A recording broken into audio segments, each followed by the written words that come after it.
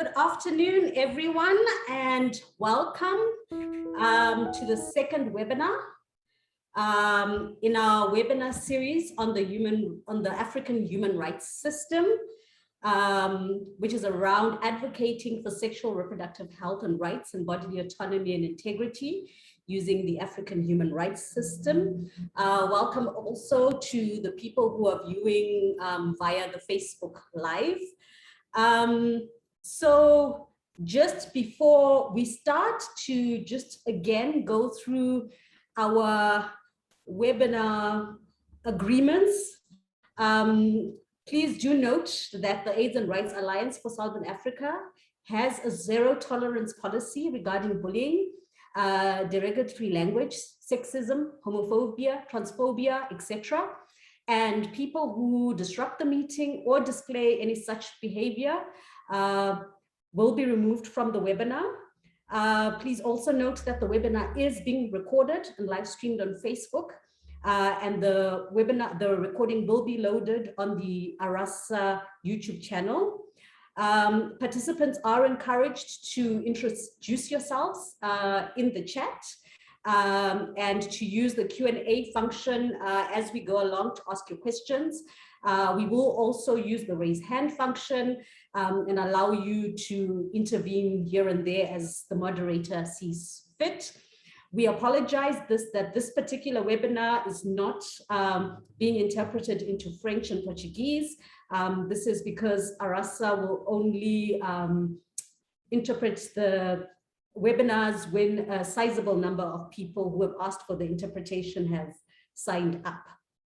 So that's it for those preliminary notifications. So now let me welcome you to this webinar that is being brought to you by the AIDS and Rights Alliance for Southern Africa, ACERWC. For those of you who do not know who ACERWC is, ACERWC is a regional organization that works with partners in 18 countries in East and Southern Africa. We work to advance the promotion and the respect of the right to bodily autonomy and integrity in our region. This webinar series that we are putting together, we believe that the promotion of human rights is critical to the realization of sexual and reproductive health and rights. And that it's really important in ensuring the ability of all to have complete agency over their own bodies and to be free from external interference, social or legal sanctions, coercion, violence, or discrimination. And that all people should have a right to be free from physical and interference and touching without other people's consent. It is therefore for us essential that those of us working at national level in this region understand how to utilize and to work with the African human rights systems to be able to advance the rights of bodily autonomy and integrity. We are running this webinar series as a series of 3 webinars that will discuss with us all how you can go back, Hejin, I'm not yet there, how to advocate for bodily autonomy and integrity. Last week, we ran a webinar series that looked at the African Commission on Human and People's Rights and how to utilize that space for advocacy on sexual reproductive health and rights and bodily autonomy and integrity. This week's webinar will focus on the African Committe of Experts on the rights of and welfare of the child, what is often shortened as ACERWC. And next week's webinar, which is the last in the series, will look at the African Union Commission and the opportunities that exist at the Addis side of the African Union and the opportunities that present there. So one of the questions that is often asked is, what do we mean by bodily autonomy and integrity? So at ACERWC, we believe that each of us as a human being have equal rights, should have agency over our own bodies, and should have a bodily autonomy and integrity that is equal to all of us. But we have seen that lesbian, gay, bisexual, transgender, and intersex persons and other queer people, sex workers, people who use drugs, people with disabilities, women, young people, and particularly young women, all deserve the same bodily autonomy and integrity as every other human being. However, all of them tend to experience daily violations that make it impossible to live lives of dignity and respect. And so the objectives of the series of webinars, and you can move now, Hejin, thank you.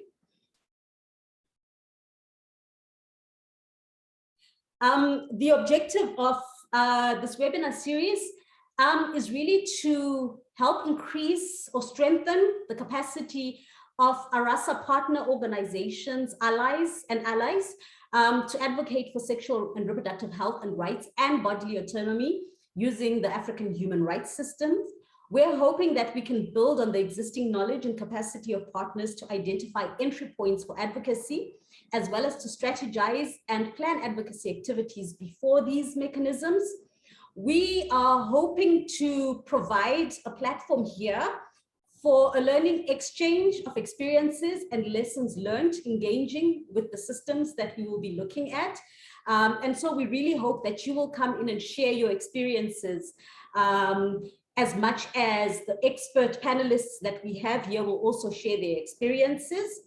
And finally, we are hoping that these dialogues will enable partner organizations and allies to use these systems to contribute to discussions at national level around the advancement of sexual and reproductive health and rights and bodily autonomy, as well as to advocate with their own governments to fully realize the enjoyment of sexual and reproductive health and rights and bodily autonomy at domestic level. So really having a conversation around how do we take all these wonderful standards that are developed at the African human rights system at the regional level and ensure that they actually make a difference in people's lives in the countries and the communities that we work with.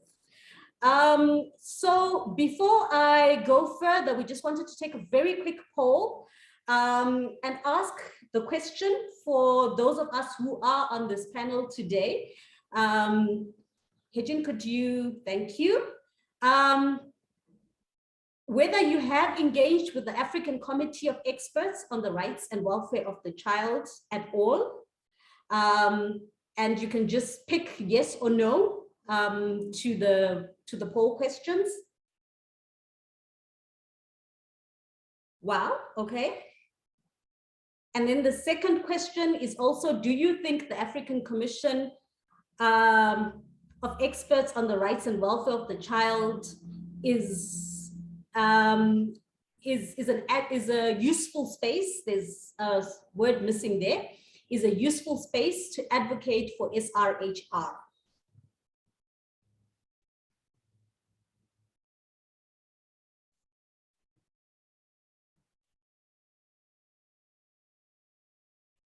We really look forward to your contributions in the poll. So far, I am seeing the majority of people have not engaged with the Committee of Experts on the Right of the Child. But the majority do think that this is a useful space for advocacy on SRHR issues. So that is really encouraging to know. At the moment, I am at 80% of people who have responded saying that no, they have not engaged with the system.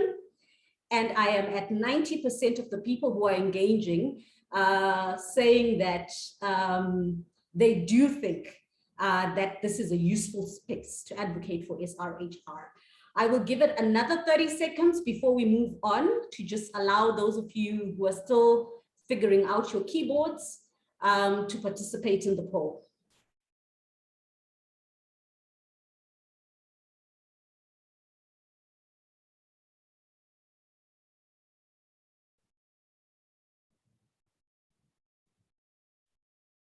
Okay, we can end the poll now if there's no one else who would like to participate.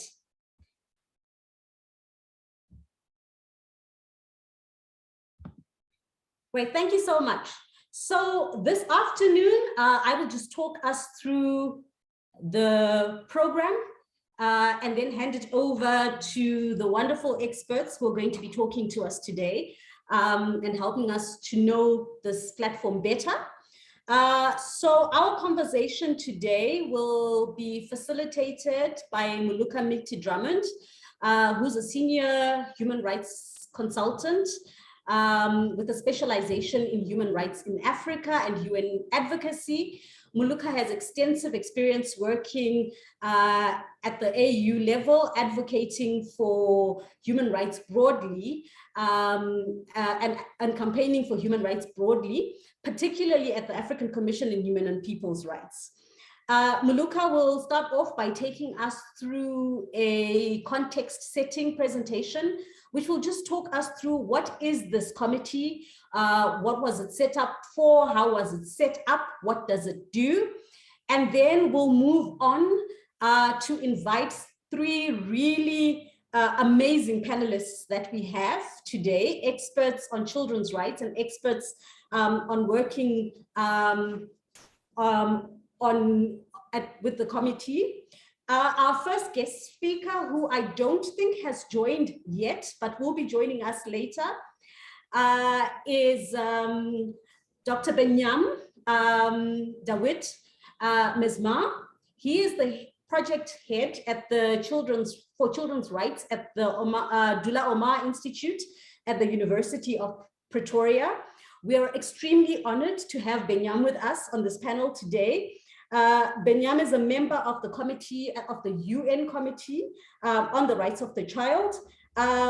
He has also served as a committee member at the African level and actually chaired ACERWC for about 3 or 4 years, if I recall correctly. So we are really, really grateful and appreciative that Benyam could take the time to be with us today and to talk us through how to effectively use this system. Our second speaker is Ayalu Getachew Asefa. Ayalu works with the Secretariat, with the ACERWC Secretariat, and so we are extremely honored to have Ayalu joining us today. He has extensive research experience in the areas of human rights and the African human rights system in particular. He has published extensively on human rights, but more importantly, Ayalu has been really instrumental at the committee level in terms of assisting with the recent Day of the Child Day on the rights on sexual and reproductive health and rights that the committee, the expert committee put together. So we're really honored to have Ayalu with us this afternoon. Our third panelist is Dayo Fagbemi. Dayo, please excuse me if I butchered your last name. Dayo is an international lawyer with expertise in human rights, litigation, training, and management. Dayo works for the Institute of Human Rights and Development in Africa. This is a regional organization that works extensively at regional level, has done a lot of strategic litigation at the African Commission and at the Committee of the Rights of the Child. And Dayo will really speak to us on how civil society organizations in particular can engage with ACERWC. So Dayo, we are really glad to have you on the panel as well today. We will check in with all three of you later on, but for now I will hand over to Muluka.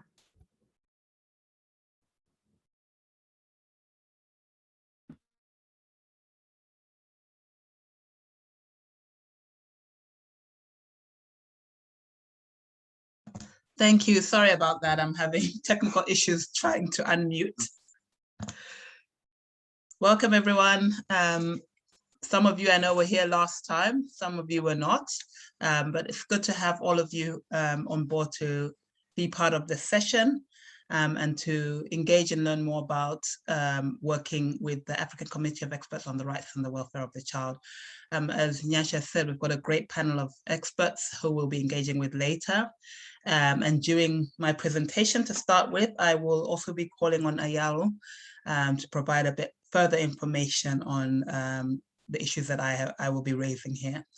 So I'm very glad to start off with sharing this presentation. But just before I do that, could we have a show of hands? If you could use your Zoom hand, so at the bottom of your Zoom screen, you should have the raise hand function. Please could you raise your hand if you have already worked with the African Committe of Experts on the Rights and Welfare of the Child. I know there were very few people who had, but it would be nice to see who has. So if the participants could please raise your hands. Great. It's looking like at the moment we only have one who is a Nyasha only, has actually done active work. And of course, Ayalo and Dayo have done, but we're not required to do that. So it seems like this will be quite new for many of us. I'm going to start by sharing my screen.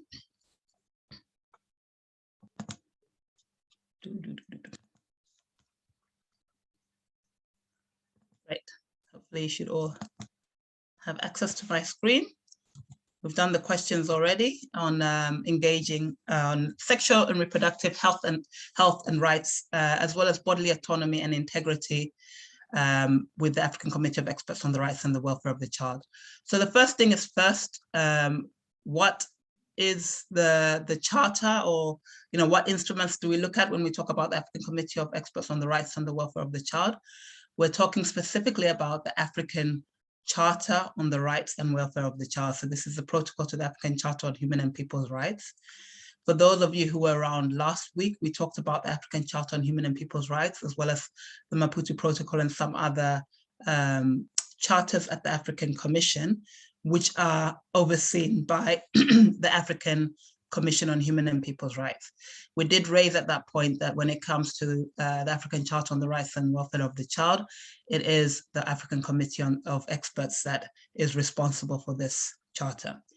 So when we look at the charter, what are the provisions that are specifically relevant for the work on sexual and reproductive health rights, as well as bodily autonomy and integrity?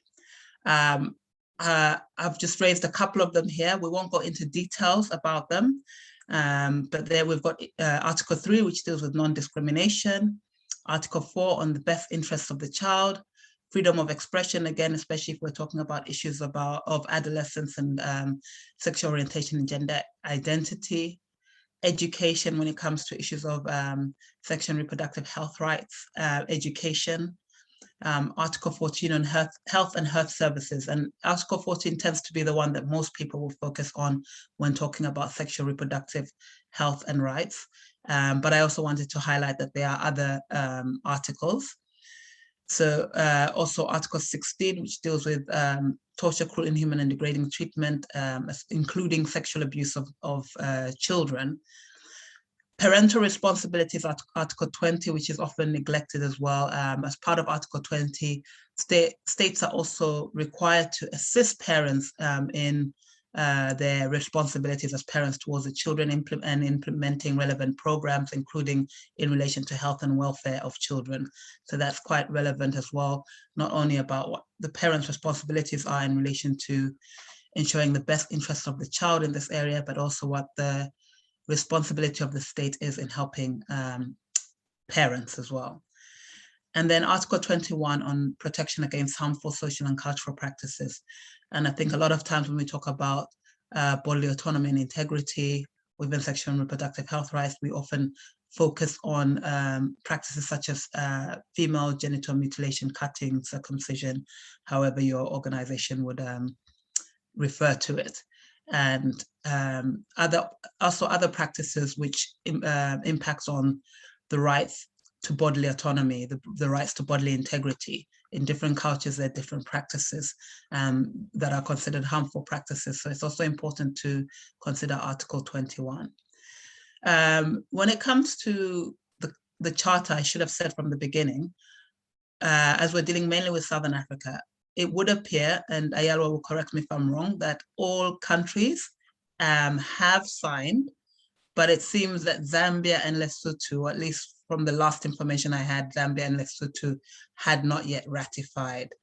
Ayala, maybe could you correct me or just confirm or not confirm? I see we have Benyam here as well. Welcome, Benyam. Glad that you are able to join us.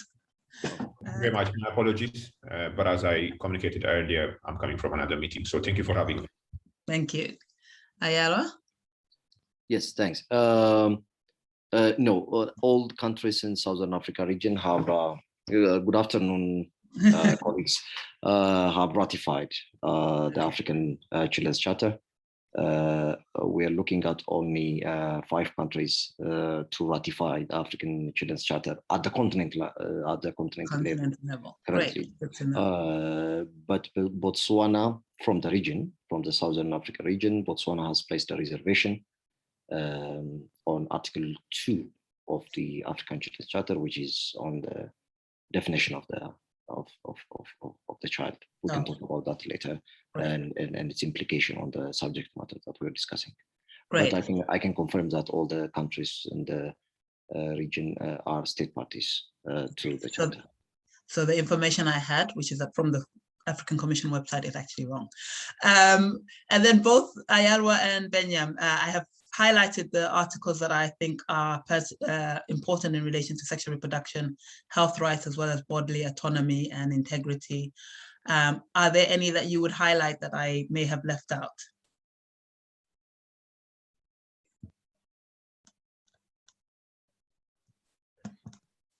Maybe Professor Binyam can add, but I think it would also be very important to look at the state obligations as part of the general measures of implementations. State parties are required to take legislative and other measures to align their laws and policies with the provisions of the African Children's Charter, and that provision, which is Article 1 of the African Children's Charter, plays a great role when we talk about legislative reforms, policy reforms in any matter that we are talking about when it comes to children. But also the definition of the child itself has an implication. I mean, if we don't agree on who the child is, we cannot actually agree on the kind of protection that we should provide to children. There were cases, for instance, in Malawi.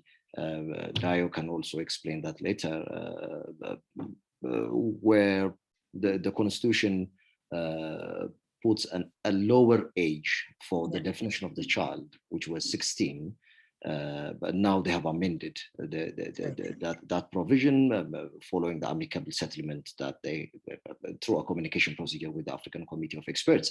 But you can tell that adolescents between the age of 16 and 18 could be effectively excluded from the protection that they should be given as children. In accordance with the African Children's Charter.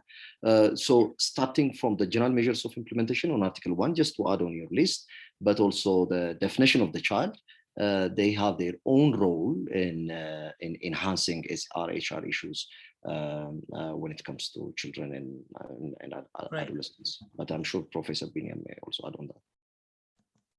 Thank you very much. That was very good points that I had left out, and definitely I would add those. Professor Benyam, would you like to add any that I may have left out? Thank you. Nothing of earth-shaking importance, but to latch on to the point that has been made in relation to Article 1. Article 1 also provides what is called the more conducive environment provision, or the most conducive environment provision. In Article 1.2 says, nothing in this charter shall affect any provisions that are more conducive to the realization of the rights and welfare of the child contained in the law of the state party, or in any other international convention or agreement in force in that state. This is absolutely critical for sexual and reproductive health rights, because you know that often the questions about health, culture, tradition, religion, and so forth, they come into picture. But the counter arguments, maybe we can come to them at a later stage, is that if you're a state party to the Convention on the Rights of the Child, or if you're a state party to the African Charter on Human and People's Rights, or the Women's Protocol, if there are more conducive provisions in those instruments that help to promote sexual and reproductive health rights, then the African Charter should be seen as providing the bare minimum. You should be held accountable as a state party to the more conducive provisions that you have either in domestic law or at the level of the regional or international level that may be more appropriate. So I think that's often a provision that is neglected and should play a very important role in relation to the conversation that we're having today. Thank you. Thank you. Thank you so much. So these are the articles. I have not gone into details, but just to give an idea of some of the articles that we could use when referring to when working with the African Committee on the Rights and Welfare of the Child. Moving on. So what is the African Committee? So the African Committee is the body that's set up to monitor the implementation of the African Charter on the Rights and Welfare of the Child, which we have just been speaking about. Its mandate specifically is to promote and protect the rights of the child as they are contained in the Charter, to formulate principles and rules aimed at protecting the rights of the child, to monitor the implementation of the Charter, and also to interpret the Charter. So how do civil societies work with the African Committee? We know the function of the African Committee, and how can civil societies work with the African Committee in order to promote the rights of the rights and welfare of the child? First of all, through engaging with the members, and I'll talk about this more in detail, how civil society organizations can engage with members, including, and one of the ways as well, is also through the development of studies, principles, and guidelines. So civil society organizations can work with the committee through this. We'll talk more about that later. Through engaging with state reports, and also either engaging through state reports and also providing parallel, alternative, shadow reports, whatever appropriate terminology you would like to use in this case. There's also attending sessions of the committee and the general day of discussion as well. And finally, through the communication. So these are the different areas or avenues, entry points of engaging with the African Committee. We'll talk a bit more about all of them in detail, a bit more detail now. So first, engaging with the committee members. And this can be done through various ways. One way is through writing letters to the committee, sending documents where situations or concerns or specific situations of the rights of the child are highlighted to the committee members, bearing in mind that the committee may not always have access to what's happening in all the countries and understand exactly all the concerns in the different countries. So it's very useful for the committee members to have civil society highlighting the concerns on the ground in the countries that, where they are based. And also maybe through requesting the committee members, requesting a mission, requesting your own government to extend an invitation to the committee members for a mission or an investigation into a specific situation into the country. Civil societies organizations can also meet with the members once the members have been granted access, permission to travel and to have a mission or an investigation. They could also meet with the committee members, provide relevant information to the committee members, so they're also getting information from the state, from civil society, and getting broad view. The picture below, which I took the liberty of pinching from the committee's website, Facebook page, is a picture of the committee meeting with members, with individuals in Botswana. This was during a mission to Botswana. The committee members were meeting there, and it's just an example. I should say as well that the Facebook page is quite a good place to go for further information and just finding out what's happening. So I definitely recommend going to the Facebook page. So we talk about committee members. Who are the current committee members? Thankfully, I will send this list of committee members, and we'll see that the committee also has country rapporteurs as well as special rapporteurs. And there are different rapporteurs covering different countries. I think as far as the issues of sexual reproductive health and rights of adolescents, of children, and as well as issues of bodily and autonomy and integrity, one of the most important special rapporteurs is a special rapporteur on health, welfare, and development. But there are other special rapporteurs as well that may be relevant as well, depending on the situation. So if we're talking about sexual and reproductive health rights of children in vulnerable situations, we'd look at the first special rapporteur there. We also have the special rapporteur on child marriage and other harmful practices. Special rapporteur on parental responsibilities could also play a role, especially when it comes to issues of sex education and parental responsibilities in regards to sex education. And so these are just some examples, and I would encourage civil society seeking to interact with the special rapporteurs to not only look at the thematic areas, but to also look at the country areas. So if you're looking at a situation of children In Zambia, for example, we have a special rapporteur on violence against children, who's also the special rapporteur for Zambia as a country. So in sending those letters, I would encourage sending to both the country rapporteur as well as the relevant situation, and to also look more broadly at the mandates of the special rapporteur, and not just go for the most obvious one, but also others that might be relevant. I will again open to the experts in this in relation to this. So Ayalwa and Benyam, if you maybe have any suggestions or additions regarding which special rapporteur to approach regarding sexual reproductive health rights of adolescents and bodily autonomy and integrity, please do chip in now.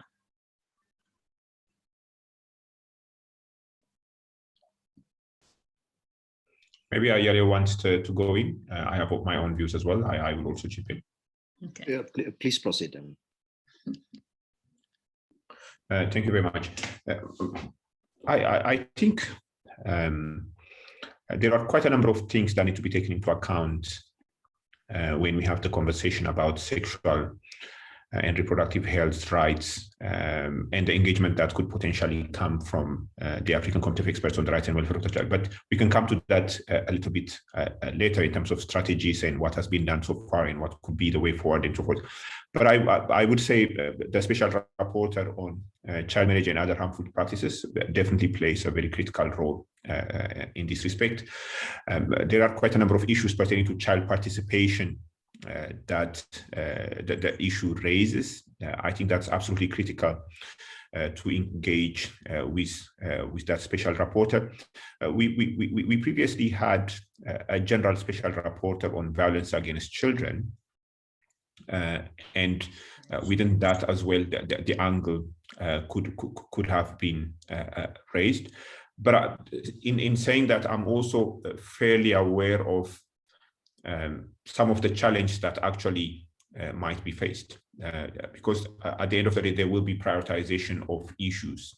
So the special rapporteur on child marriage and other harmful practices will probably have a work plan that prioritizes a number of other issues, and the sexual rights and the sexual reproductive health rights issue might not necessarily feature properly, or it might be in the margins. And I think that definitely requires quite a bit of advocacy, actually very delicate advocacy that we can have a conversation about in moving forward. But Ayalio, maybe over to you. Great. Yes.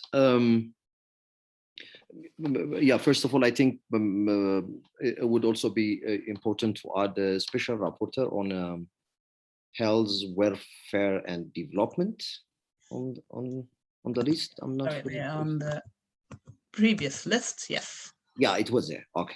Yes. Yeah. Oh, yeah. Okay. Perfect. So, yes.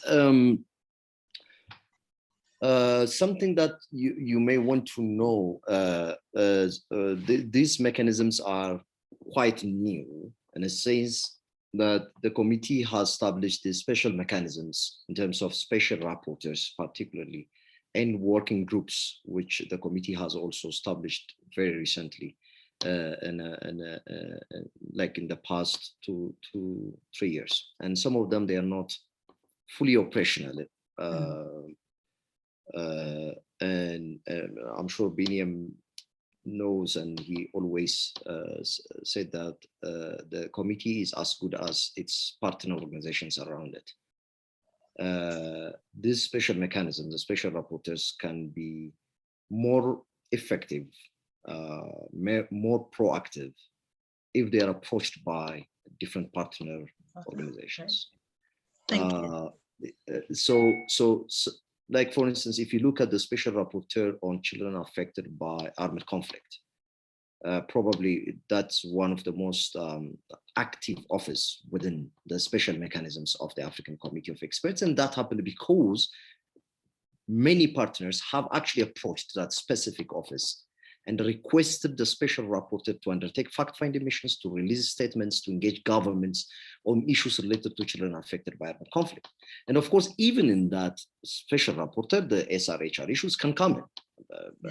On issues related to children affected by armed conflict and humanitarian emergencies, SRHR issues are even more important to be engaged. So there are a number of opportunities, but these offices are still new. Some of them are very active, some of them are very proactive because of the partner organizations around them. So you all are invited to actually approach these special rapporteurs and request them to undertake fact-finding missions, to release a statement, or to approach a particular government so that they can actually use their mandate to interrogate on what's happening on the ground and the country that you would like to advocate. Thank you. Great, thank you. So we'll move on. So there are some number of studies and guidelines, principles and guidelines that have been developed by the African Committee, kind of similar to the ones that we mentioned last week on the African Commission. With regards to general comments, there have been the general comments on ending child marriage, the responsibilities of the child, children of imprisoned parents, and there are also general comments on birth registration, name and nationality, as well as a general comment on prevention of statelessness. There's an opportunity for CSOs to advocate for the development of specific principles and guidelines. We could, civil societies could look into advocating for development of specific guidelines related to sexual reproductive health rights of adolescent children. But also if civil societies are aware of any guidelines, principles, general comments that are being developed, there's always room for civil society to participate in that, and also raising concerns, because it may be that in a lot of these general comments, there's room for an article or something, some reference to sexual reproductive health rights, but that has not been included because it has not really come to the attention of the relevant committee members working on the development of those guidelines. So it's always encouraging for civil societies to be aware of what's being developed, what's coming out, and how they can also input their specific areas of specialization into these comments and guidelines.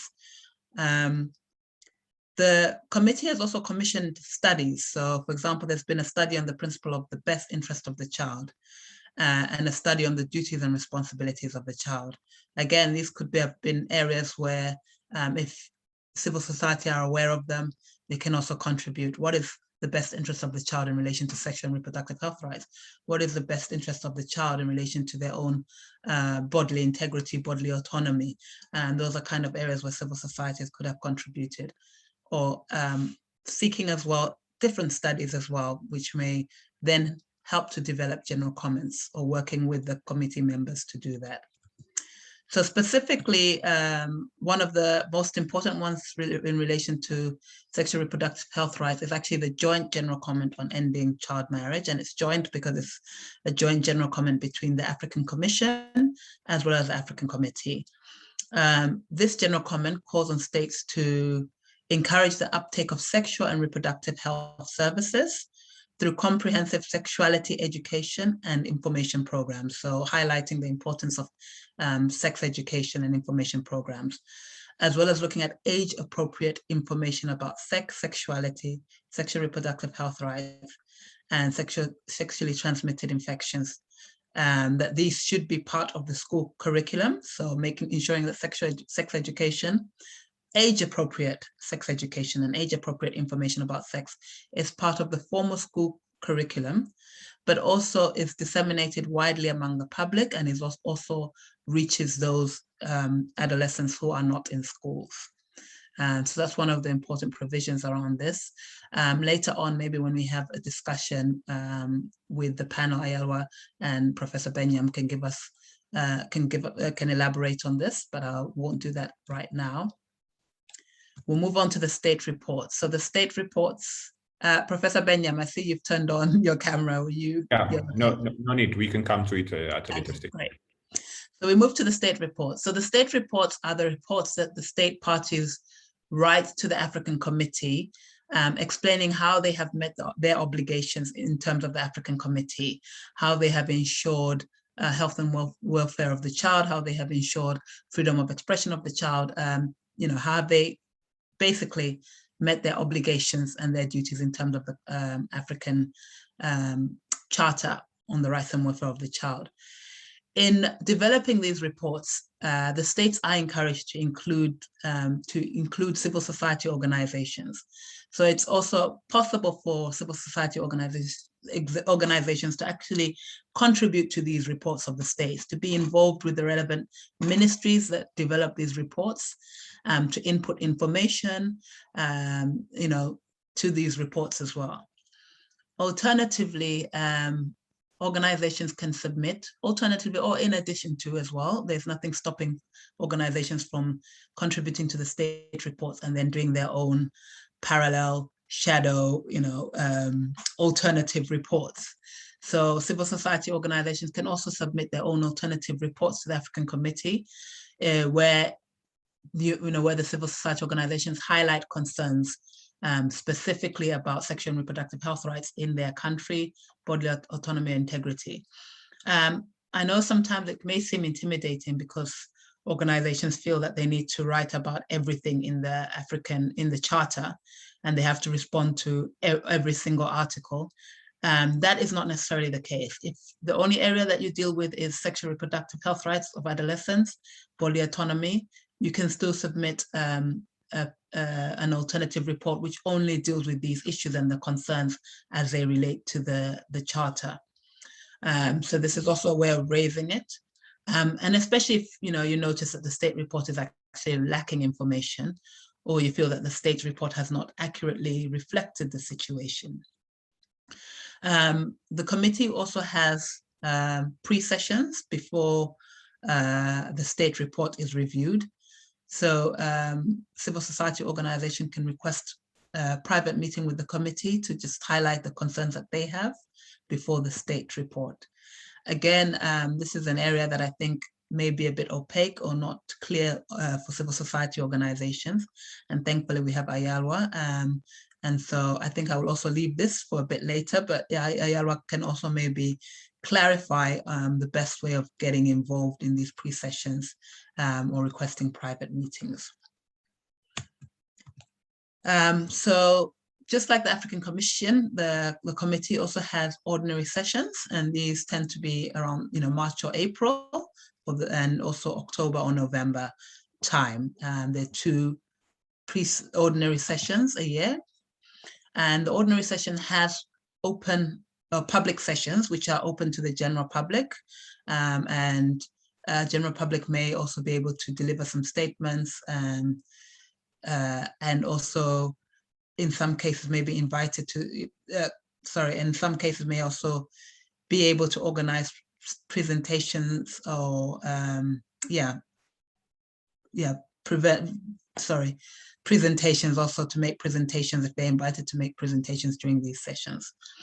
Again, this is an area that many civil society organizations find very hard to engage in or do not have enough information. Thankfully as well, we have Oludayo, who is from civil society that has participated quite a lot with the committee, and we will be speaking to him, and he can give his hints and tips on how to effectively participate from the civil society perspective.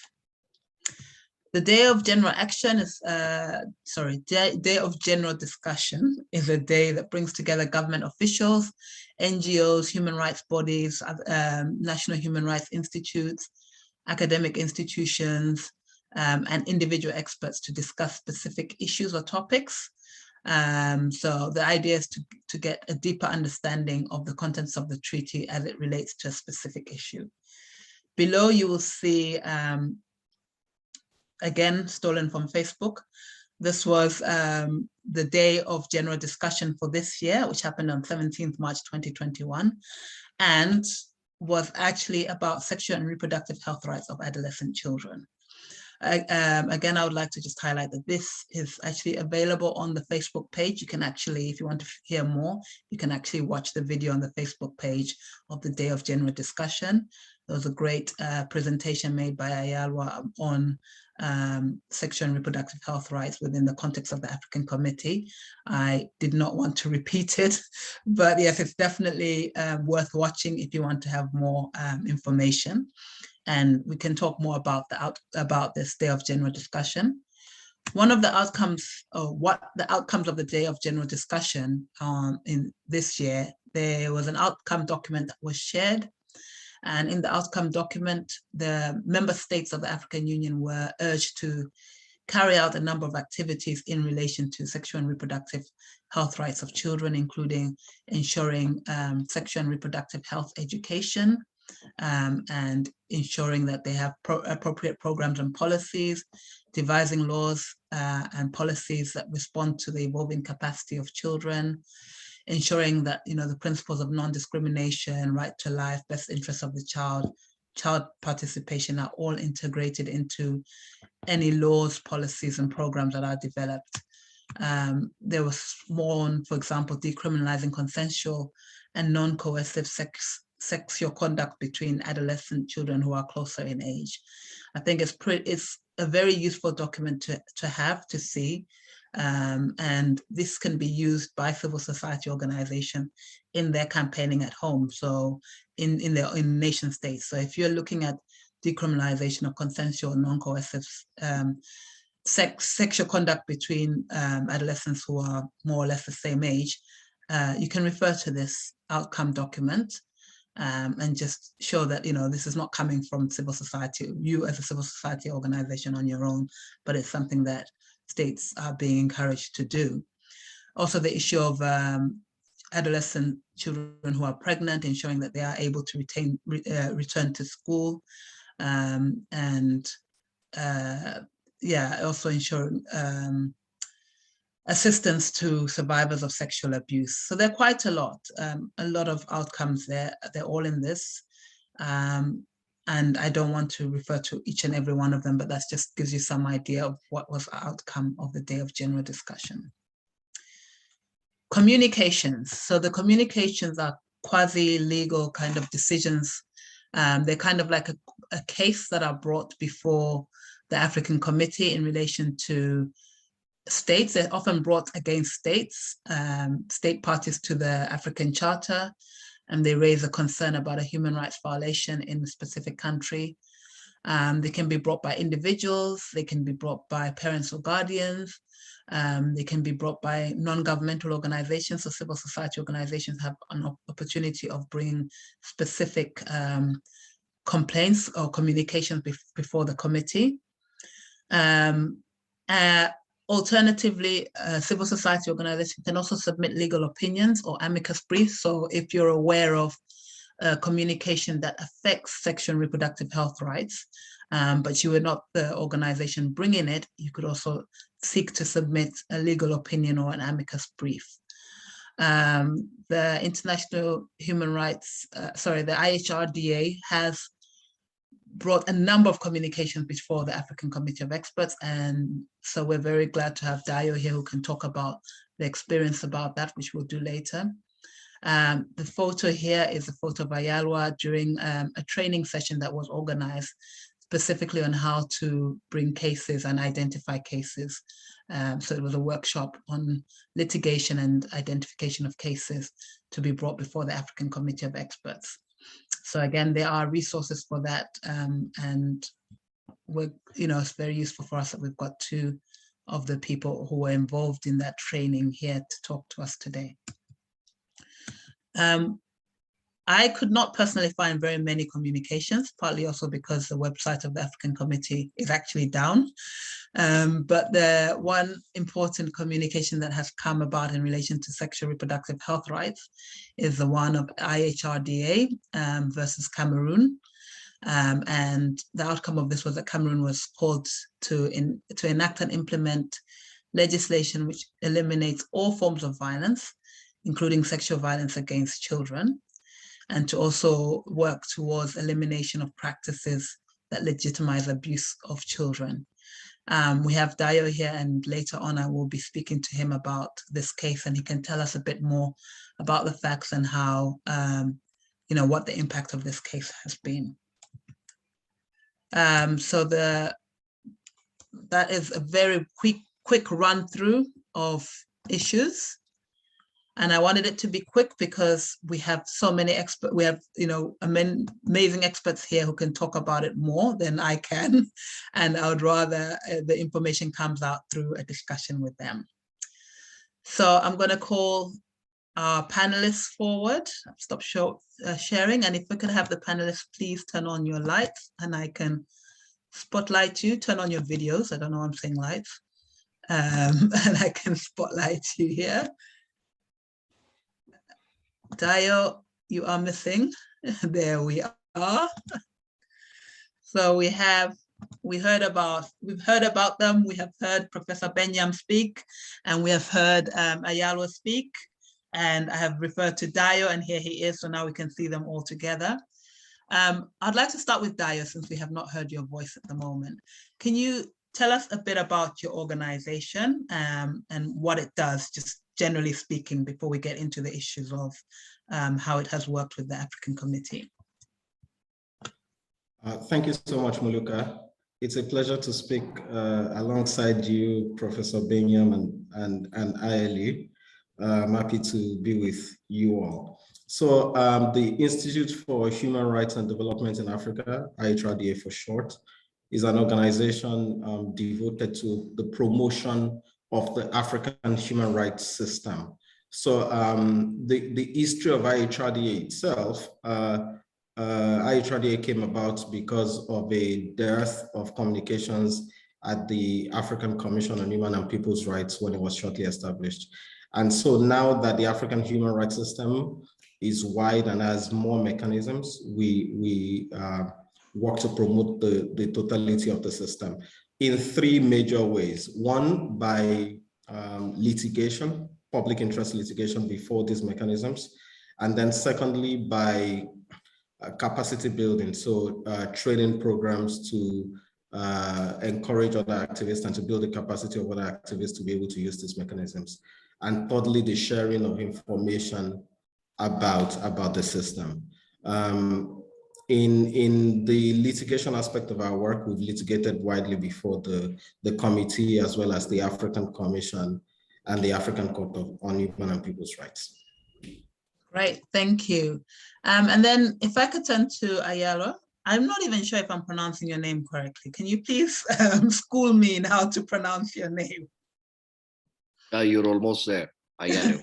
Ayalu, thank you. Yeah. So Ayalu, we've been talking about how you work with the Secretariat of the African Committee. I'm not sure if everybody understands like the difference between the Secretariat, the Commission, the members of the committee. So maybe if you could just give us an explanation of, what the difference is between the Secretariat and the committee members and what your role is specifically. Thank you, Muluka. Yes, the African Committee of Experts on the Rights and Welfare of the Child has elected officials, elected experts. They are 11 in number, and they are elected by member states of the African Union, and it has its own procedures. It's pretty much the same procedure like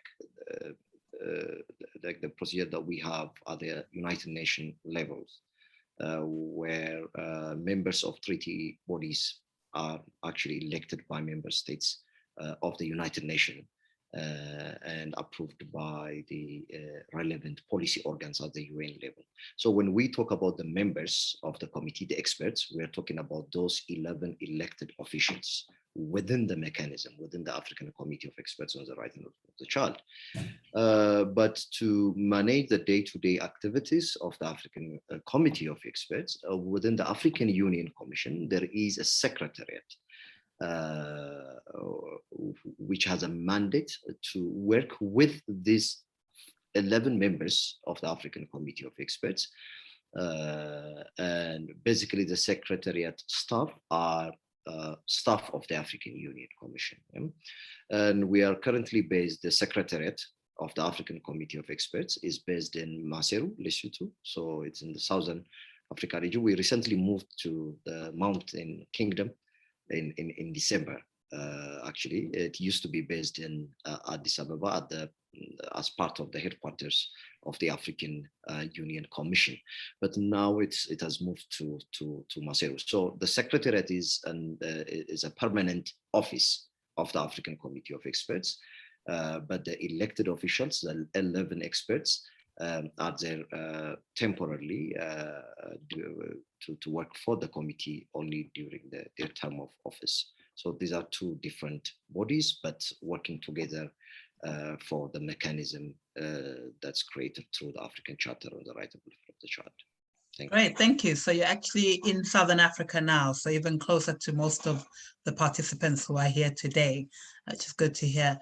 Professor Benyam, so you served as a committee member, in fact, as the chair of the African Committe of Experts on the Rights and Welfare of the Child for a number of years, at the same time as your position at the Dula Omar Institute at the University of the Western Cape.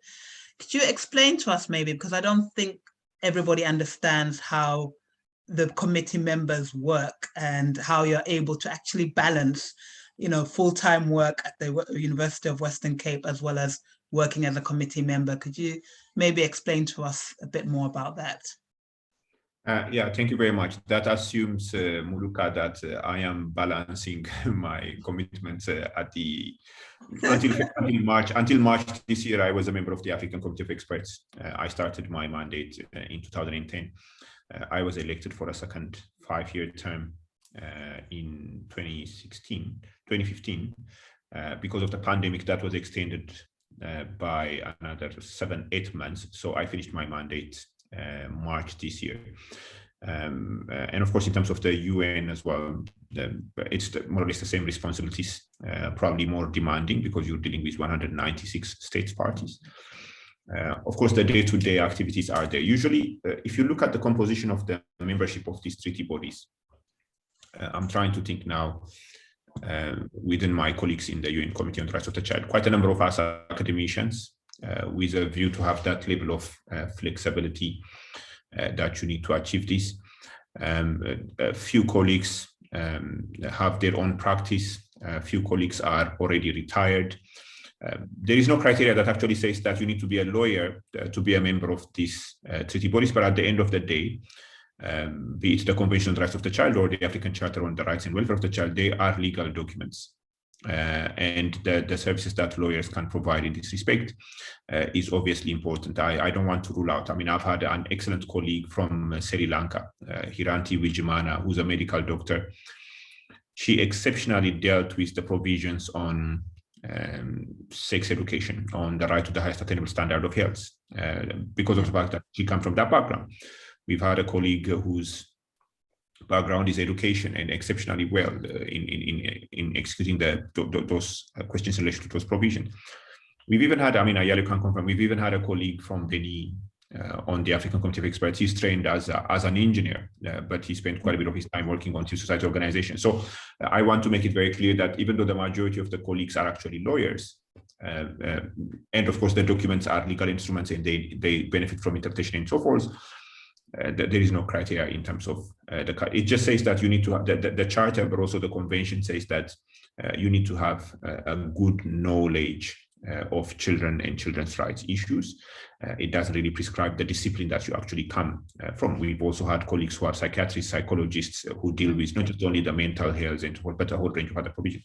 Now, in terms of the commitment that you take when you join the African Committe of Experts, at least it's very clear that you will need to sit for 2 sessions, each lasting about 10 days to 15 days a session. So that's already 30 days for session-related issues. But of course, there are a number of activities that you do in between. I'm not just talking because you end up being a chairperson. No, that's not what I'm talking about. Just by being a mere member of the committee, there will be investigative missions. There will be celebrations of the Day of the African Child. There will be events that civil society organizations have organized. It could be a training. It could be an awareness raising event. It could be a conference where a paper is being delivered. So those are usually, as the committee engages more and more with civil society organizations, national human rights institutions, even regional economic communities, the demand on the time of the the committee members is increasing more and more. There are also the follow-ups that the committee does in relation to implementation of concluding observations.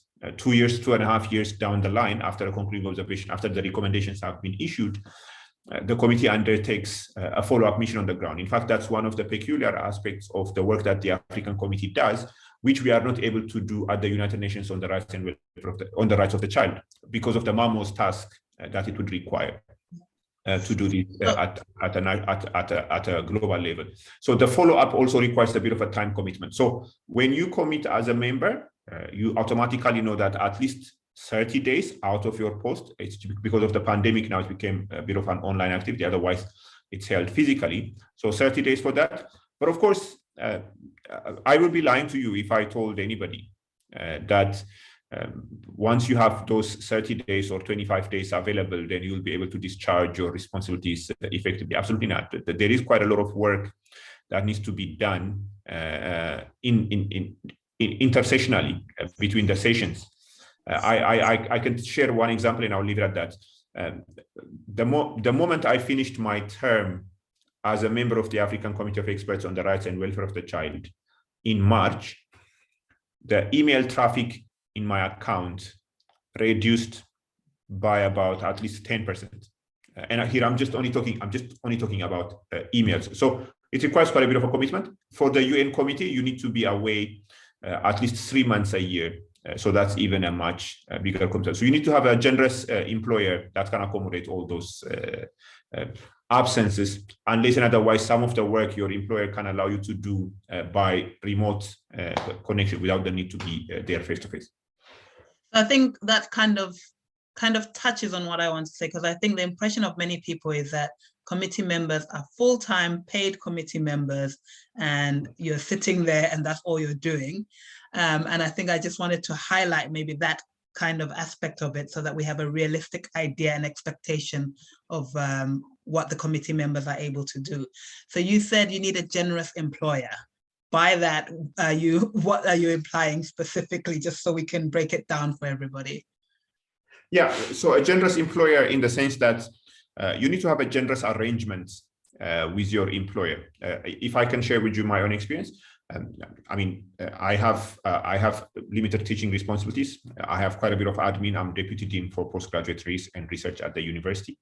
But in the meantime, before I was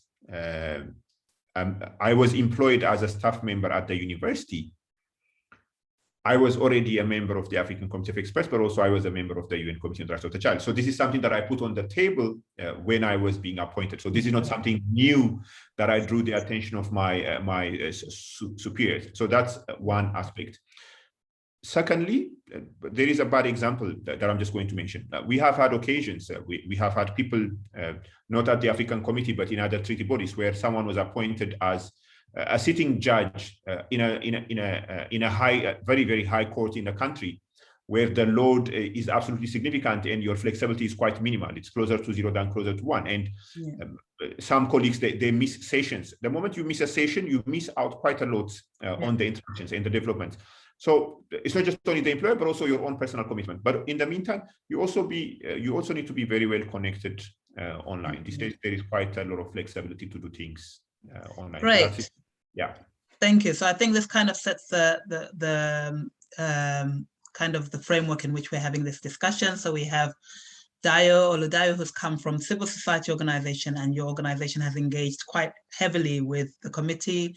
We have Ayalu, who's working with the secretariat, kind of the behind the scenes work and assisting the committee members. And then we have committee members who are actually not paid, which we have not specifically said, not paid for their interaction, but are volunteering quite a bit of their time. Now, in this context, sometimes for civil society organization, it's very hard to understand how you can actually engage. How can you contact the committee members? How can you, get a foot in the committee? I mean, we talked about the state report, for example, and the idea that civil society organizations can ask for a meeting during the pre-sessions with the committee members. So I'll start with you, Dayo. I think your organization has been, I might be wrong, I think you have been involved in some of this work.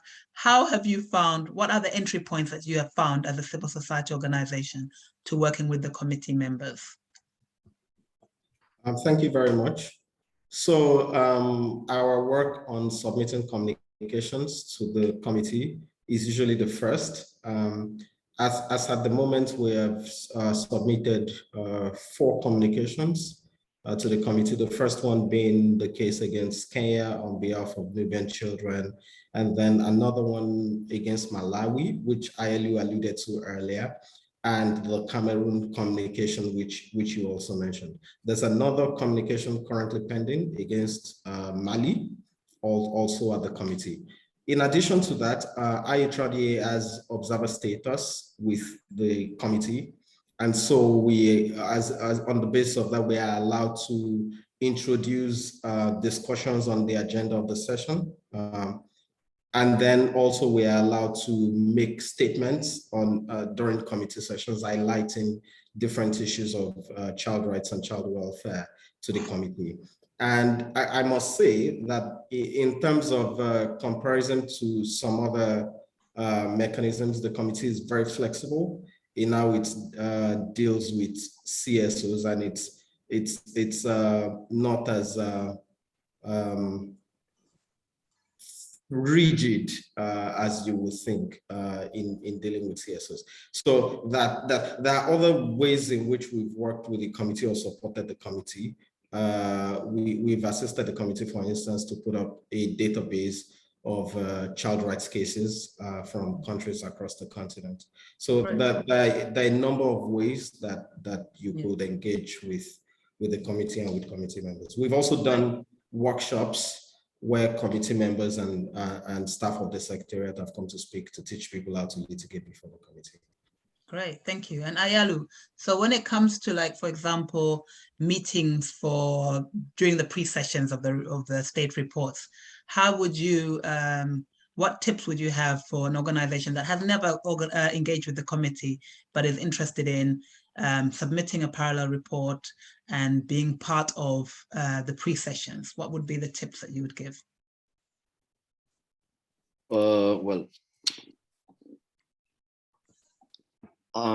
unfortunately, the parallel reports, and we call them complementary reports, at the African Committe of Experts, so that we don't create that kind of rough environment with member states. We're not getting anything bad, but it's just to complement what they have said. That's a kind of impression that we would like to give. So we call them complementary reports. Unfortunately, the committee receives only one complementary report from networks of organizations. So the committee encourages, in accordance with its procedures, civil society organizations to come together as a network. So if you look at, for instance, Southern Africa region, there is a network called CRINSA. That's a child rights network in Southern Africa region. CRINSA is a very well-established network compared to other regions, actually. We have similar arrangements in West Africa region, similar arrangement in East Africa region, and there is a bit of an endeavor to establish one in North Africa region as well. But the CRINSA in Southern Africa region is very, very proactive. And there is also what we call the CSO forum at the continental level. This is a similar arrangement around the Banjul Commission. They call it the NGO forum, right? So that kind of forum also exists around the work of the committee, and we call it the CSO forum. It's a continental umbrella organization, which brings all organizations working on children's rights one way or another together. So when the committee receives a step party report, like for instance, let's say from country X, from Uganda, so the committee releases that report on its website. Unfortunately, the website is down just the past 2 weeks for some technical issues, and we apologize for that. It will be fixed soon. So the report will be uploaded on the website immediately. And I'm talking about the state party report. And just to give you a bit of information so that we are on the same page, yeah? Currently, 50 members, as I've mentioned before, 50 countries from African Union have ratified the African Children's Charter.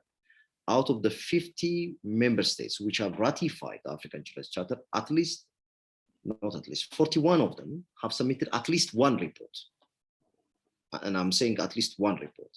Countries like South Africa, for instance, they have submitted their periodic report even. Countries like Burkina Faso, they have submitted 3 reports to the African Committee of Experts. So on the status of implementation of the African Children's Charter, countries are actually reporting. And of course, we're looking at around 8 or 9 countries which have not yet submitted any report up until now. So when we receive that state party report, we put it on the website. It's a public document. It's a public information. And then we inform our civil society organizations working with the committee. And there are organizations with observer status. They're not many. They're not as many as with the Budget Commission, for instance. We have around 34 organizations with observer status before the committee, but not only those with observer status, but any organizations working with the African Committee of Experts will be notified that the committee has received this report. Like I'm taking the example of Uganda. So all the civil society organizations through our networks will be notified that the committee has received this report, and civil society organizations should come together and put their complementary reports together. So the committee does not involve itself in the preparation and organization, development of the complementary reports, but the committee encourages civil society organizations to come together and put that together as one report.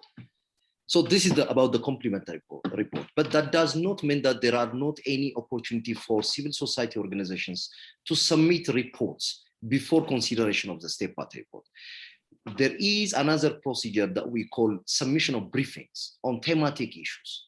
And this has been the case. For instance, on sexual and reproductive health rights, we have received briefings. Like, for instance, when the committee considers next session, for instance, Ethiopia and the Seychelles will be considered, the state party reports from Seychelles and Ethiopia. And civil society organizations working in these countries on SRHR issues can actually submit briefings to the committee and ask the committee to raise specific questions to representatives of these governments. So there is another procedure, a broader procedure, which actually gives an opportunity for civil society organizations to approach the committee through submission of briefings. But the complementary report should be one and should come from networks of organizations. That's quite useful to understand, because I don't think many of us understood that. So we have the complementary report, which comes from CRINSA. So I guess we're talking mainly to organizations in Southern Africa here. So if you would like to be part of the complementary report, trying to get your information in the report, complementary report by CRINSA. On the other hand, there are also the briefings that you mentioned that can also be submitted, which raise concerns. So they may not necessarily be a formal complementary report, but they will be briefings on certain issues. And these can be, I'm assuming, sent directly to the Secretariat. Is that the case? Yes, Monica. On CRINSA, first of all, on CRINSA is the network in the Southern Africa region, right? So that's organization which coordinates civil society's organizations' activities in relation to children's rights at a regional level. But when the committee receives a state party report, of course, the report is going to be a single state party report. Like, for instance, if it's from South Africa, the organizations working on children's rights, they need to also have a child rights network at the domestic level. And we have that in Kenya, for instance. There is a Kenyan national... My network... Okay. Are you there? Go on, sorry, go on ahead. Is there any direct connection between your network and... I am here, I'm not sure. Please do. Continue. Okay, great. So I was saying, CRINSA, that it's a network at the regional office, at the regional level, sorry. But I'm not sure if you're getting what I'm saying, Maluk. You can go ahead, Ayalu. I'll just hold the chair until Muluka's network gets better. Perfect. Okay. Go ahead. Okay. So as I was saying, there should also be national networks networks of organizations working on children's rights at national level. So the committee receives those complementary reports from networks of organizations at the national level. So CRIN sites at the regional level, which actually coordinates the activities of other national networks of organizations. That's what I mean. So the complementary report, as you asked, will be submitted to the committee through the secretariat. So once the civil society organizations prepare the complementary reports, they need to make sure that children's participation is there. They need to make sure that it's validated by the concerned organizations, and then it will be submitted to the committee through the secretariat. Yes. Over. Great. Thank you so much, Ayalu. I'm not sure we still have Muluka, so I will just take us to the next conversation. So some of the questions that came up in our previous discussion around,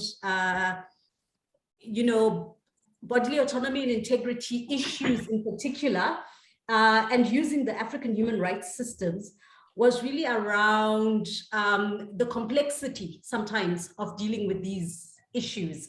And so, Benyam, we wanted to ask you just this question around the challenges around advocating for bodily autonomy and integrity, sexual and reproductive health and rights, particularly as it relates to children.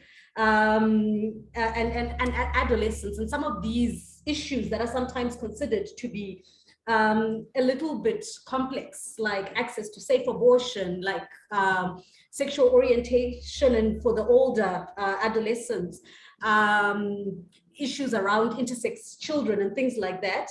And essentially, I'm going to say, you can answer from two places, whether there is an official committee position, or at least when you were part of the committee, around some of these questions around African values. For example, we had a conversation last week around the African Commission and these positions. And essentially whether the committee has had to deal with some of these issues, what kind of positions have come out from the committee, and how you can advise civil society organizations working on some of these issues to address these issues with the committee. Yeah, thank you very much, Nyasha. It's lovely to see you. Just on a lighter note, for those of you who do not know, Nyasha and I, we were classmates. It feels like many years ago at the Center for the University of Pretoria. So thank you very much for those questions. My immediate reaction would be, do I have 2 hours, 20 minutes, or 2 minutes?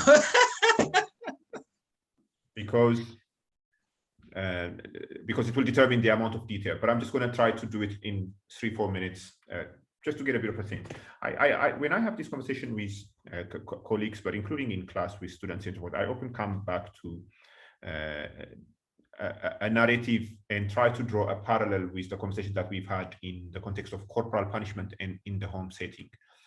When I joined the committee in 2010, there were a number of civil society organizations that were interested in testing the waters to bring a communication to the African Committe of Experts on the Rights and Welfare of the Child, and sort of, I don't want to say force, but sort of put the committee on the spotlight so that it can actually pronounce itself on the corporal punishment in the home setting issue. It's a very sensitive issue.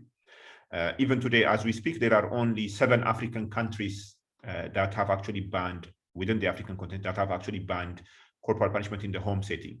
It's very sensitive because culture comes into picture, religion comes into picture, the reference to African values and so forth in the preamble, at least of the African Charter, comes into picture and so forth. So there are 2 or 3 lessons from that conversation that we've had in relation to corporal punishment. One is that you first need to test the waters informally to get a sense what individual committee members feel about the topic, because at the end of the day, 11 is not a big number. But we all bring our expertise, but to a certain extent, our orientations, our cultures. We come from different legal systems, religions, and so forth. So we're in a way a microcosm of the African continent, if I can put it that way. And because recently, 4 years ago, the African Union has actually made sure that the election to the membership takes into account not just only geographical representation, but also gender, sex particularly, actually. So there is a balance in terms of the representation that is there. So it's important to test the waters individually. Now, testing the waters individually is not adequate. We found out that, you know, I might have strong feelings as a member on the topic of violence against children in general and corporal punishment in the home setting in particular, just theoretically speaking. Would I be able to stick my neck out and have that argument with some of the other membership within the committee? That's also important to test, because at the end of the day, you deal with different competing priorities. Time to a certain extent is limited and so forth. I often come to an example when we had a discussion about the selection of a theme for the Day of the African Child. There was a very strong argument that was made that we should, many years ago, we should actually select inter-country adoption because it was a timely issue then.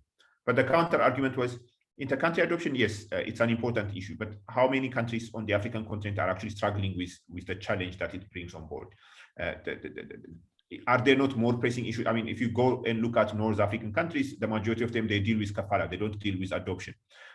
If you look at other countries that are predominantly Muslim, they don't recognize that as a treaty. So as a treaty body that actually deals with issues from the African continent, there is often that tension between what can be done now and what should be done now. So that's important assessment to take into account. The other point that I think that I think is very useful, and I'm now moving away from the corporal punishment. One last point that I want to mention, of course, over the years, through the state party reporting process, through the engagement through civil society organizations, and partly because of developments at the national level. I mean, developments at the national level often dictate the manner in which the committee actually reacts. This is something that I've often told my colleagues in the committee. There is a difference between an active committee and an activist committee. Committee members do not have the mandate for the activism. We often react. There are certain things that we do proactively and a number of other things that we react. So developments on the ground, to what extent have you engaged with civil society organizations at the grassroots level? To what extent have you engaged with national human rights institutions at the grassroots level? And so those will usually feed into the work that the committee. To what extent have you included these issues in your complementary reports? So those often dictate the manner in which the committee reacts. Now, let me mention 2 or 3 points, and I'll leave it at that. The conversation about sexual and reproductive health rights is very sensitive. In my almost 11 years within the African Committe of Experts on the Rights and Welfare of the Child, the occasions where it was raised is in relation to, for example, Sierra Leone and a few other countries where children are tested for their pregnancy in a very forceful manner and so forth. In some circumstances, in the context of HIV/AIDS and transmission in the context of HIV/AIDS, the point that Muluka mentioned earlier, girls who fall pregnant. In the context of South Africa, a large number of children, there was a figure a couple of years ago that showed about 20,000 learners who are pregnant, some of them as a result of violence, actually. So often the issue has been attached to other issues, and often the angle has been on violence and non-discrimination. I do not recall a very detailed, direct conversation about the issue during my time on the committee. The second point is, it is also critical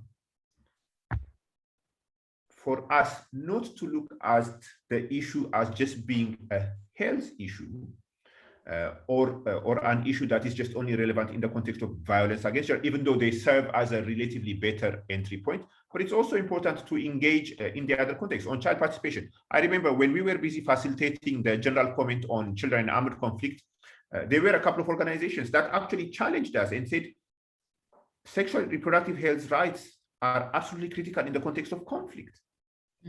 They are often at the back burner. The issues that we're dealing with when we talk about sexual and reproductive health rights are absolutely critical for the purpose of mental health and so forth, so forth. So it's very crucial to identify those entry points to make the argument. But I can tell you one thing, and I'll leave it at that. The current environment, I will give one example. Last year, when we did a briefing of the Peace and Security Council, we had a document that talked about COVID and monitoring children's rights in the context of COVID with a bit of, it has some elements on armed conflict. One state party actually raised a hand and said, we like the document, but we don't like your reference here in this document that talks about sexual and reproductive health rights. So they said, we want you to actually take this. That's a member of the Peace and Security Council. They say, and that member state said that, and a number of others actually supported that. So, you know, there is sometimes the risk that, you know, it's a document on COVID, it's absolutely critical. Just that reference might lead to a situation where throwing the baby with the bathwater could potentially happen. So as a committee, the distinction between active and inactive, it's an important distinction, but for us as well to identify the entry points in a measured, but also well-researched manner becomes absolutely important. Great. Thank you. I'm back now. Apologies for that. In a conversation where you have one person based in London and everyone based in in Africa, the last thing you'd expect, generally speaking, is for the one in London to be cut off because of internet. So my apologies for that. We have a few questions from people, but I think based on what you're saying, I think it's important for us to also get into the case that we mentioned with the IHRDA versus Cameroon, which is also related to sexual reproductive health rights. So maybe Dayo, if you could just tell us briefly, you know, what were the facts and what has been the impact of that case now in Cameroon specifically? Yeah. The last part. Thank you so much.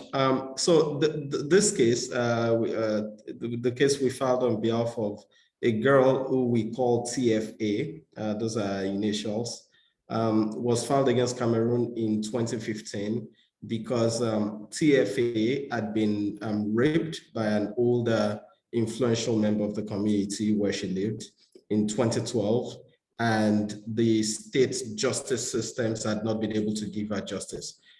In fact, the justice system was holding her back from getting justice for the rape. So we received a decision. We had oral hearings in December 2017 and received a decision in 2018, holding that the state had violated rights in Article 1 relating to measures of implementation, Article 3 on non-discrimination, and Article 16 dealing with abuse of the child, including sexual abuse, and asking the government to pay reparation, as well as put in place some structural changes in the Republic of Cameroon to ensure that such cases of denial of justice do not happen again. Unfortunately, since we received the decision, the Republic of Cameroon has not implemented those recommendations. Earlier this year, in March, during the session of the committee, there was an implementation hearing between the representatives of the complainant and those of the respondent state. And the committee once again reminded the state of its duty to implement those recommendations. So far, to the best of my knowledge, that has not happened. But then we see that decision influencing judges and lawyers in other places. I give you an example. Earlier this year, there was a judgment from the Supreme Court of the Gambia, which cited some of the jurisprudence laid down by the committee in that case. I mean, it's quite a forward, very progressive jurisprudence in the case. So we've seen that case affecting developments in other places, even if Cameroon is yet to implement those recommendations. So even if that's very good to know. I think it's also encouraging that sometimes we may not actually see the recommendations or the decisions being implemented, but you see the impact through court decisions, through maybe changes of policies and practices on the ground. And I think also just your reference to the implementation hearing, that's quite something for many people, which is a new thing, but it's also useful to know that it's not just the decision, but then there's a follow-up of the implementation hearing. So it's also very useful for participants to know. We have a few questions before because we will have to come to the end soon, but I just want to see some questions. We had a question from Jonas. No, sorry, not from Jonas. Where is that? There was a question, Nyatue, yes. Interested to know how long does it take to respond to the letters? For instance, in a case where sexual law reform is concerned, that is before a fact-finding mission. What is the procedure like? So yes, if a letter is sent by civil society organization raising concerns about sexual laws or the need for reform of laws, what's the procedure? How long does it take to respond to this letter? What are the chances? I will also extrapolate what are the chances of getting a fact-finding mission. So I think I'll start with Ayalu from the Secretariat position. Like, what would you? Thank you. I'm not sure if there is a very exact timeline, but we can give the context that way the committee operates. So I understand this letter is basically, it's a request about a fact finding, but if it involves issues related to law reforms, in my opinion, I think the communication procedure is more effective than the fact-finding mission, because the communication procedure within it, there is also a possibility for the committee to undertake an on-site investigation. Like, I can give you an example, for instance, in the case against the government, against Mauritania, on issues related to modern slavery and related issues, the committee had an on-site investigation in Mauritania. So as part of the communication procedures, a fact-finding mission can also be undertaken. And recently, as part of the communication against the government of the Sudan on the situation of children in South Kordofan and the Blue Nile region, the committee has undertaken an on-site investigation, and of course this communication is being settled amicably with the government of Sudan, but still the fact-finding mission has been undertaken as part of the terms and conditions of the agreement. So in my opinion, if you were targeting a law reform, and there has been precedents, as Dio indicated, the Malawi case is all about law reform. So it can be more effective if you approach the committee through the communication procedures. But if you just wrote a letter requesting the committee to undertake a fact-finding mission on any alleged violation, it could be a law reform issue, but also it could be beyond that, any alleged violation. And I can give you an example of the current two pending issues that the committee is going to undertake a fact-finding mission in Mozambique and Ethiopia. Yeah. In the coming September and October, these two missions are going to be undertaken on the situation of children affected by the ongoing conflict in parts of Mozambique and the ongoing conflict here in Ethiopia. I said here in Ethiopia, I'm currently based in Addis, that's why. So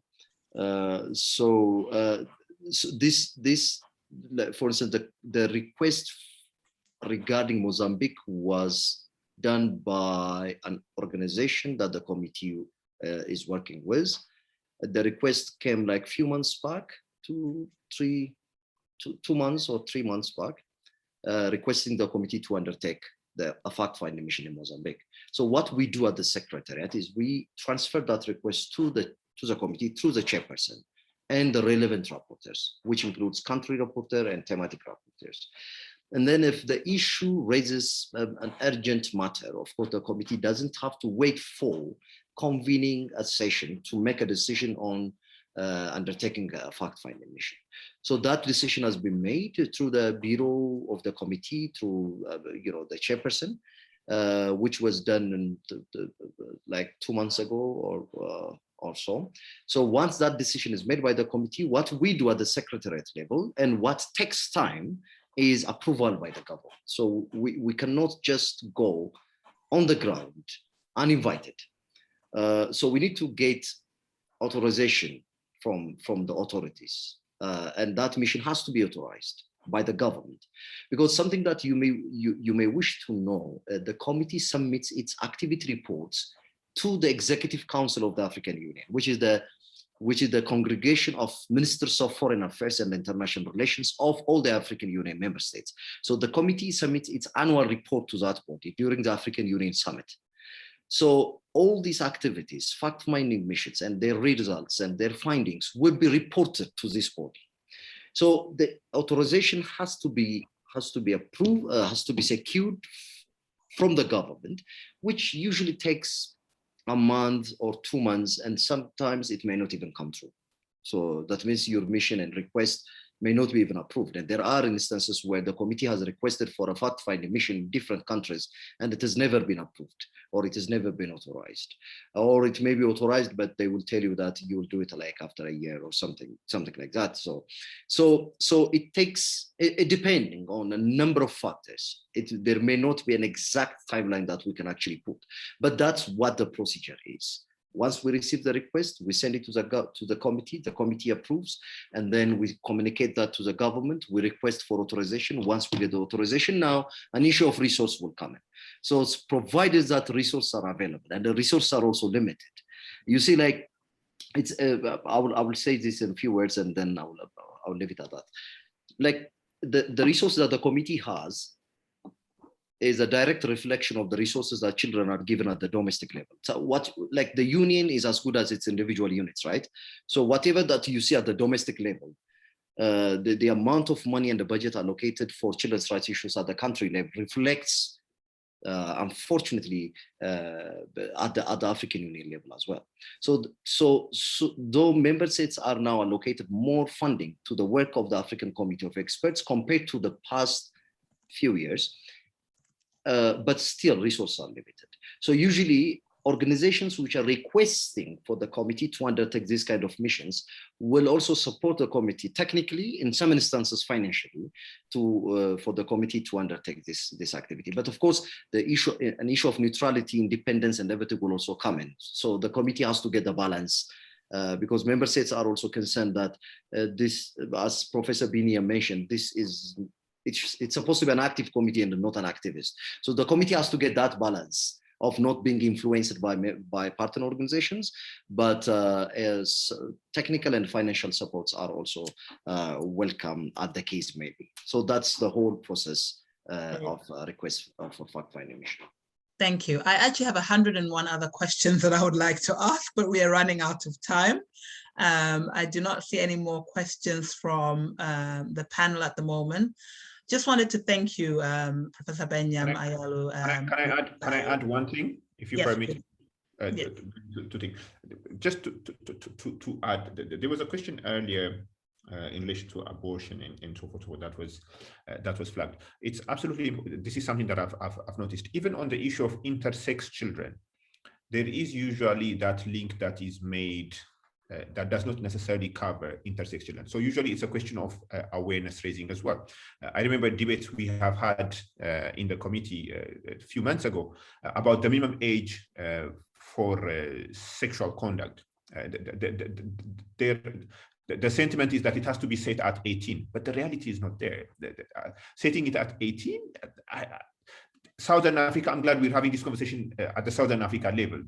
We know what our legislations actually say about minimum age for sexual conduct. Usually, the protective mantle seems to override a whole range of other issues, which I think requires a bit of a conversation, a bit of a dialogue. Have you thought about it this way? Have you looked at it from that way? It could actually have a link with child justice and putting children behind bars because they're having actually sexual relationships among themselves. The age gap in between that you referred to earlier, Muluka, if it is just a 2 years old, otherwise quite a lot of people, including particularly children, will be in prison as a result of rape. I know of a country that actually collects data on rape, which includes child marriage. And at one point we asked them, why is the data on rape so huge? They said, all child marriage related cases we actually included in as rape. It has a number of implications, quite a lot, often because of misunderstanding. And the second point is, I just shared a very brief article that I had the opportunity to do last November for the International Journal on Children's Rights. Ayalu actually gave me very productive comments at the draft level. And you can see some of the opportunities in this document. I give an example of the Sexual Offences Bill of Somalia. Our attention was drawn to it. as a committee, we actually responded to it within a week or so. We did our background check. We did engage with partners, including UNDP, UNICEF, and so UNFPA plays a very critical role. And then we actually communicated with the government of Somalia. These urgent appeals, these letters, sometimes they're successful, sometimes they're not. Because we're just testing them. We've been doing them for the last 3-4 years now, mostly. Maybe it's time to assess their impact, but it's something that is useful for civil society organizations before legislation which would undermine children's rights, including sexual and reproductive health rights related issues. When it's in the pipeline and our attention is drawn to it, the opportunity to respond to it, there is already a precedent to that. And I mentioned the sexual offences bill in Somalia as one example. Thank you. Thank you so much. Again, a very big thank you. I think we will have to continue this conversation at some point. You know, it's been very interesting for all of us, and for me in particular, and I've learned a lot from all of you. And it was so good to get the perspective from, you know, a committee member, the secretariat, and civil society that have actually worked quite closely with the African Committee. For now, I'd like to hand over back to Nyasha, and we will have to look into further conversations in the future. But thank you very much for your participation. Thank you, Muluka. Before everyone kind of zooms out, I wanted to give everyone a 1-minute last intervention on this issue of civil society organizations engaging with the African Committee. The one conversation that I had wanted us to have, Ayalu and Banyam, which we didn't get an opportunity to have, was around the fact that, to me, the engagement of civil society at the committee level, I mean, except for the few, you know, dials, seems to be heavily skewed to the favor of international organizations and UN agencies.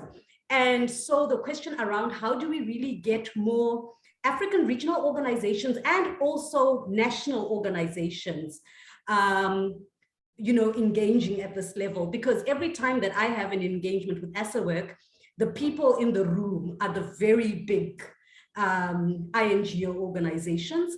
I don't know if you can touch on that in your 1 minute, especially Ayalu, if you can touch on that in your 1 minute concluding observation, and then I will move over to Prof and to Dayo, and then we'll close the session.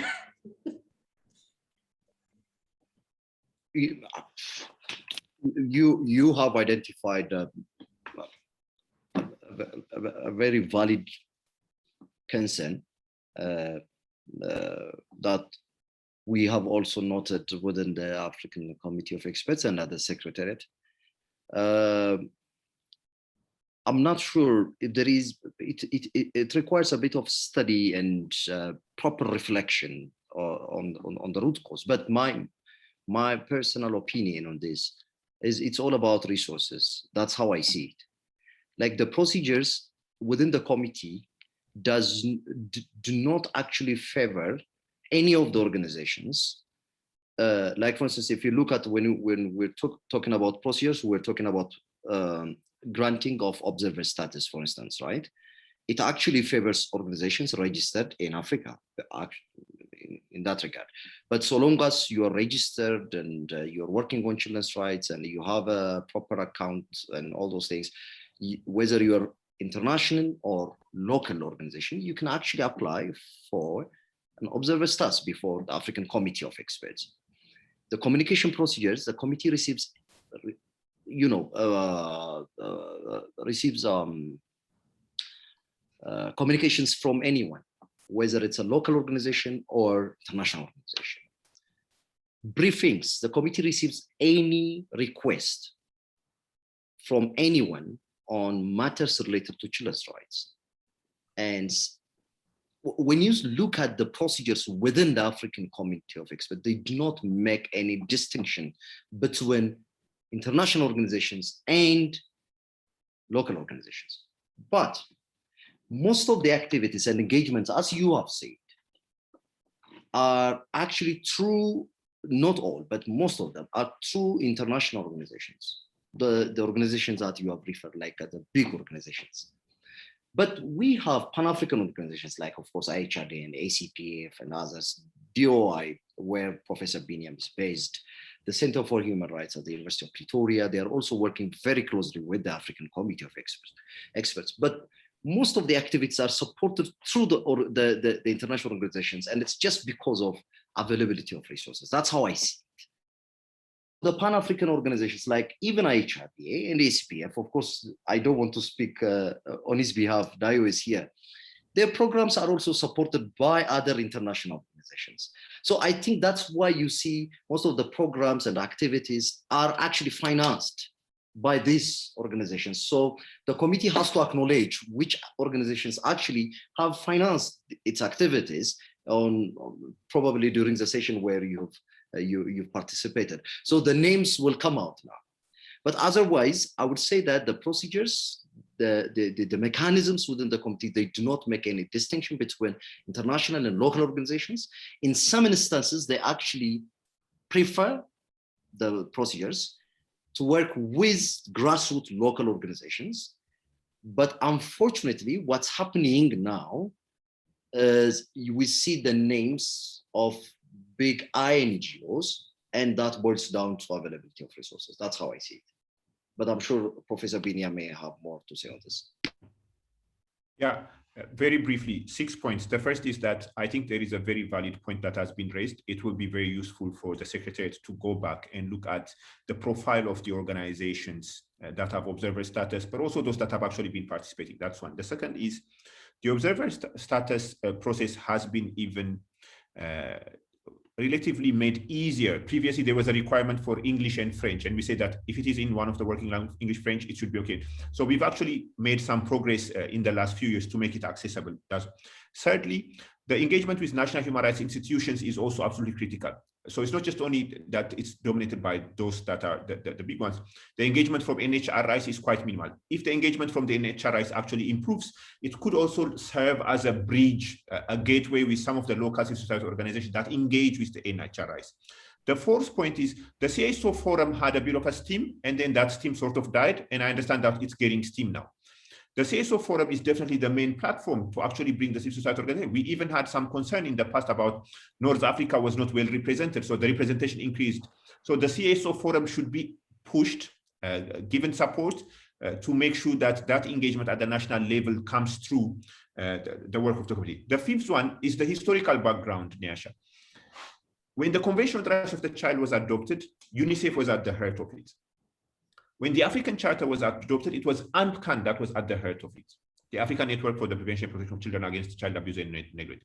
Professor Philista Onyango and so forth from Nairobi with 20, 30 national chapters throughout the African continent. But ANCAN faded into the background.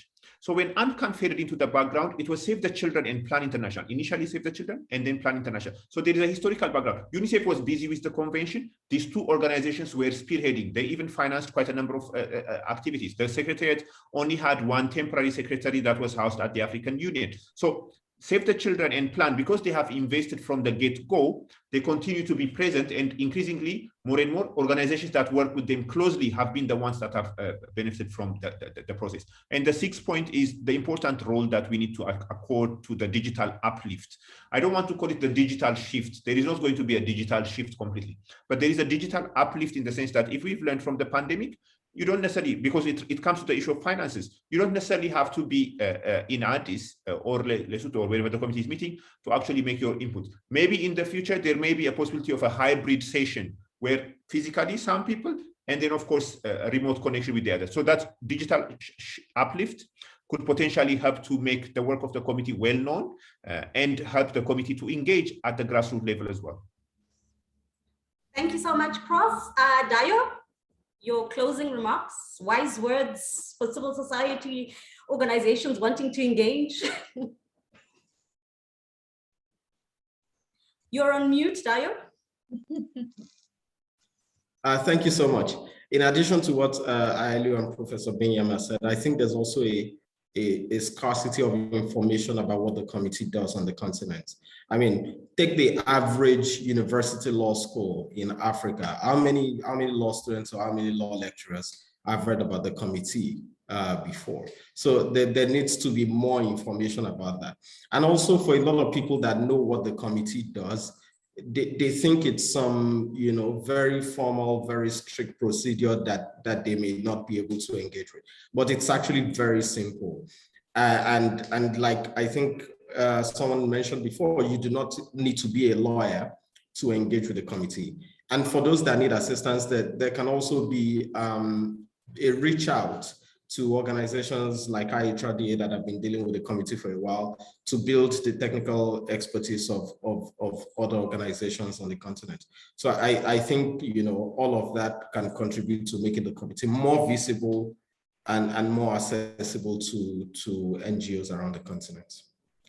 Thank you so much. Thank you so much, all three of you. Just to say to all the Save and Plant people who might have been listening, I love you all. I just wanted to bring out this conversation around clarity on accessibility and how we actually access. And I think one of the points that I also want to add in this, abusing my position right now, is that these big INGOs do have national level organizations, which often work with partner organizations within the local context. So absolutely, if you want to engage with the platform and you don't have resources, try and reach out to some of these organizations that are already engaging. So reach out to your local Save the Child, reach out to your local IPPF or whatever it might be that is already engaging, and get your voice heard through that way. Even as we try and improve the accessibility for smaller organizations at the African Commission. With that said, thank you so very much to all our panelists this afternoon. Like Monica said, it was, we really appreciate the fact that we were able to have you, really give us your inputs, your insider inputs on how the system works and how to, advocate most effectively. So thank you, Professor Benyam. Thank you, Ayalu. Thank you so much, Dayo. And I appreciate the last comment that you made around partnering with organizations such as IHRDA, who have the capacity and who can share this information and capacity with other organizations. I think that's really important. And so thank you very much for that last comment. So we have come to the end of the session. I know we've lost a few people along the way. So next week's webinar is going to be around engaging with different platforms at the AUC. We are specifically going to try and have a conversation around how you have the diplomatic and the political engagements in AU spaces on bodily autonomy and integrity. So we look forward to seeing you in that conversation. Hejin, could you just put up the poll before we say goodbye to everyone so that we get some feedback on the session? But please do reach out to us if you have any questions, if you would like us to connect you with any of the panelists today. I'm sure they'll be more than willing to assist to answer any of your questions. So please do reach out to us if you want us to connect you with any of them. We will share the PowerPoint presentation. We will share links to the committee website. It's currently down, but we will share the links anyway for when it's back up. As Muluka said, the Facebook page is very, very useful. So we will share that as well. And we will continue to do our best to try and disseminate the information and try and ensure that you know how the system works and can reach out when you think that it might be a useful space for you to engage in. So, and then I also see that somebody in the chat had kind of mentioned that we definitely need a second conversation around this. We will consider this and we will try. Thank you for those of you who have stayed to the end. We really appreciate your interest and we hope that this will result in more engagement of civil society organizations at ACERWC. So goodbye everyone and thank you. Thank you, Nyasha. just a quick thing to Jonas. Senhor Dr. Jonas, desculpa, não tínhamos a tradução esta vez, mas talvez a próxima vez. So just for Jonas who wanted to have the Portuguese translation. Thank you, everyone. Yeah. Very enjoyable.